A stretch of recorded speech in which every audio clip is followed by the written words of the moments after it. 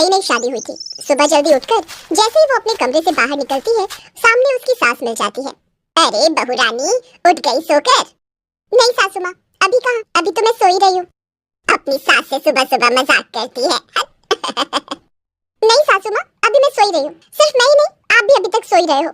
देखो तो आजकल की बहुओं को, अभी कल ही ब्याह कराई है और अपनी सास से जबान लड़ाना शुरू कर दिया इसने। सासू माँ, मैं चलती हूँ। जब आप सोकर उठ जाना तो मुझे बता देना, मैं आपके लिए चाय बना दूंगी। अपनी बहू की जुबान से ये बातें सुनकर अब सास का दिमाग खराब हो जाता है और वो जोर जोर से चिल्लाने लगती है। अरे ओ विक्रम, जरा देख अपनी नई नवेली दुल्हन को, सुबह सुबह अपनी सास से ही बहस करने में लगी हुई है। खुद तो देर से सोकर उठी है और मुझसे कह रही है कि आप सो रही हो। सासू माँ बिस्तर पर लेटी हुई है और सो रही है और वो अपने सपने में ही बड़बड़ा रही है। तभी उसके बगल में लेटी उसकी बेटी वेदिता की आंख खुल जाती है। अरे क्या हुआ माँ, नींद में क्यों बड़बड़ा रही हो? इतने में सासू माँ की आंख खुल जाती है और वो उठकर बैठ जाती है। इसका मतलब मैं सपना देख रही थी। हाँ माँ, आप सपने में पता नहीं क्या क्या बड़बड़ा रही थी भाभी को। भाभी ने आपको कुछ कहा क्या? मैं भी जाकर उन्हें समझाती हूँ। अरे वो मुझे क्या समझाएगी, मैं पुराने जमाने की सास नहीं हूँ। मैं सास बहू के टीवी सीरियल देखकर बड़ी हुई हूँ। मुझे सब पता है आजकल की बहुएं कैसी होती हैं। ये बड़ी अच्छी बात कही आपने। खैर, सुबह का वक्त है।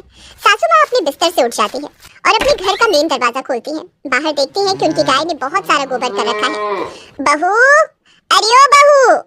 अपनी सास की आवाज सुनकर उसकी बहू पायल दरवाजे के पास आ जाती है और वो भी देखती है कि घर के बाहर तो बहुत सारा गोबर पड़ा हुआ है। अरे सासू माँ, ये क्या हुआ? हमारे घर में तो बहुत बड़ा बाथरूम बना हुआ है, घर के बाहर कर दिया आपने। क्या हुआ, आपका पेट खराब है क्या? ये तू कैसी बातें कर रही है बहू? तुझे लगता है ये गोबर मैंने किया है? तो फिर किसने किया है माँ जी?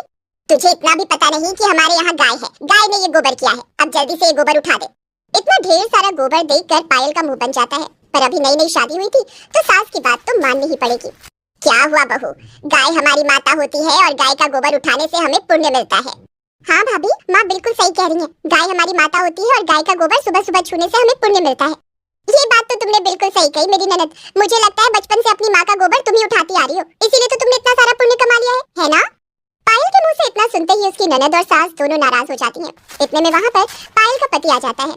अरे माँ वेदिता, सुबह सुबह घर के बाहर क्या कर रही हो तुम लोग?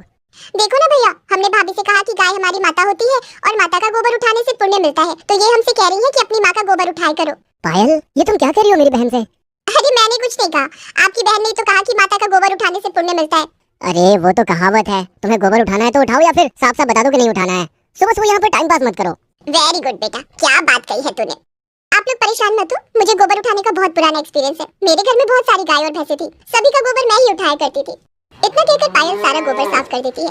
पायल सबके लिए चाय बनाती है। सभी लोग चाय नाश्ता करके आराम करने लगते हैं। विक्रम अपने काम पर चला जाता है। इधर पायल की सास और ननद अपनी बहू के खिलाफ कुछ प्लानिंग करने लगते हैं।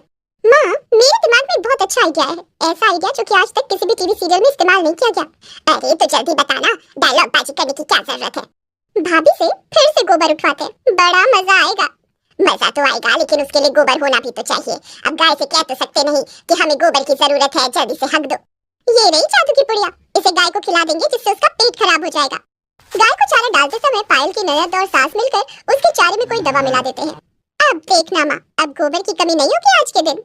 ऐसा कर इसे खूंटे से खोल देते हैं। सास और ननद मिलकर गाय को खूंटे से खोल देती हैं। गाय चारा खाती है और थोड़ी ही देर बाद पूरे आंगन में गोबर करने लगती है। माँ, माँ, जल्दी आओ, कमाल हो गया। अरे क्यों चिल्ला रही है बेटा, क्या हो गया? ये देखो माँ, पूरा आंगन गोबर से भर चुका है। अब जा जल्दी से बहू को बुला कर ला, मैं अभी भाभी को भेजती हूँ आपके पास। वेदिता अपनी भाभी को आंगन में भेज देती है और खुद कमरे में आराम करने लगती है। बहू, ये देखो ना, गाय ने कितना सारा गोबर कर दिया, अब जल्दी से इसे साफ कर दे। इतना सारा गोबर, वो भी सिर्फ एक गाय ने? माँ जी, मुझे लगता है अपनी गाय का पेट खराब हो गया है। अरे बहू को कैसे पता चला? खैर मैं सास हूँ, हार नहीं मानी।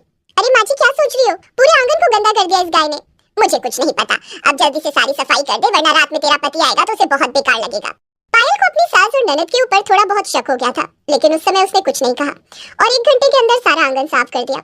अब दोनों सास और ननद अपने कमरे में बैठकर मजे कर रही हैं। गोबर साफ करते करते मेरे अंदर से भी गोबर की बदबू आने लगी है, जाकर नहा लेती हूँ। देखा माँ उस पुड़िया का कमाल, अभी तो हमारी गाय ने ज्यादा गोबर किया ही नहीं है, शाम तक देखना गोबर का भंडार खड़ा हो जाएगा आंगन में। सारा गोबर भाभी से साफ करवाएंगे, बहुत मजे ले रही थी ना आपके। पायल बाथरूम की तरफ बढ़ रही थी, लेकिन तभी उसने अपनी सास और ननद के बीच की सारी बातें सुन ली। अच्छा, तो ये सब कुछ मेरी प्यारी ननद और मेरी सासू माँ ने मिलकर किया है। मैं उस तरह की बहू तो हूँ नहीं जो अपनी सास की बुराई अपने पति से करे। अब जो भी करना है मुझे ही करना है। सास और ननद अपने कमरे में बैठकर टीवी देख रही थी। इसी बात का फायदा उठाकर पायल नहाने का प्लान कैंसिल कर देती है और अपनी गाय के पास चली जाती है।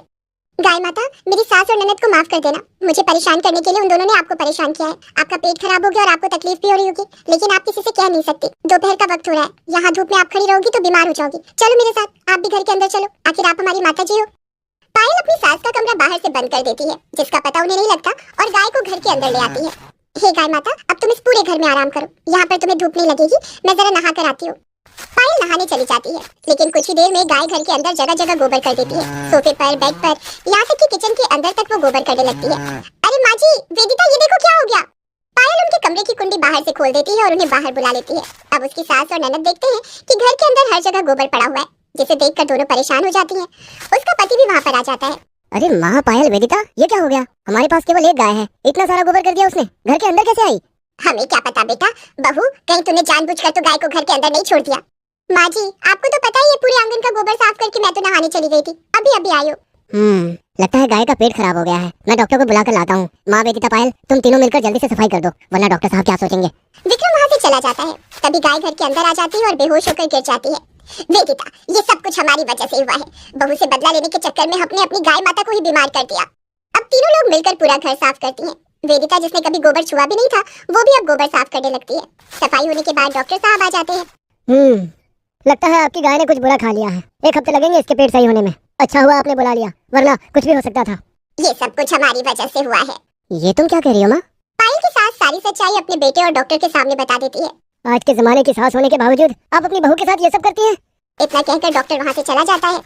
ये सब कुछ सास बहू वाले टीवी सीरियल देखने का नतीजा है। टीवी सीरियल देखना चाहिए, लेकिन उसका प्रभाव खुद के ऊपर नहीं पड़ने देना चाहिए। हमें माफ कर देना बहू। पायल की सास और ननद पायल से माफी मांगती हैं और उसके बाद मिलजुल कर बहुत ही प्रेम से आपस में रहने लगती हैं।